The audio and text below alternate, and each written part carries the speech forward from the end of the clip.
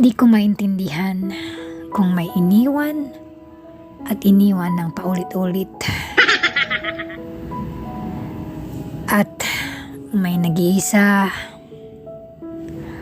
kakain doon, kakain dito, at gustong mapag-isa. Kaibigan,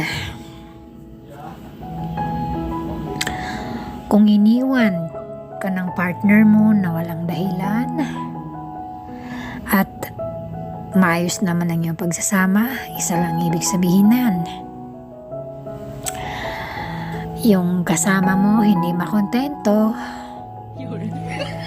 naghahanap ng mas maganda, mas makinis, mas mabango,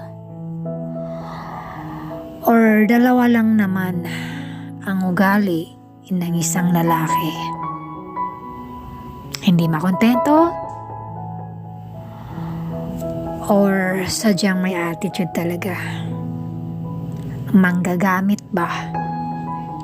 Yung ginamit ka lang ng mahabang panahon dahil mapera ka, dahil mahirap lang siya. May mga taong ganon. Pero guys, kung napamahal ka na sa taong yun, yun ang dapat mong i-adjust. Dahil mahirap makulong sa mga ganyang mga lalaki. Yung ginawa mo ng lahat, ikaw nang nagtrabaho, at wala na siyang ginagawa kundi mang babae dito, mang babae doon. Alam mo ba kung kaya siya ng babae?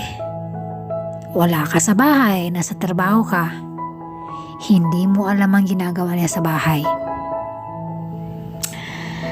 Kaya paggabi, iba yung ka-text niya. Nagtataka ka, hindi naman siya ganun dati. May mga taong ganyan. Loyal naman siya dati. Pagdating ng mahabang panahon, biglang nagbago.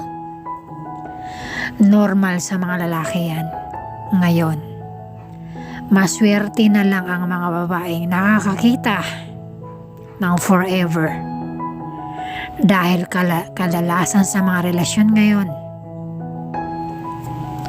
nauuwi sa hiwalayan. Sana makarelate kayo sa kwentong ito. Yeah!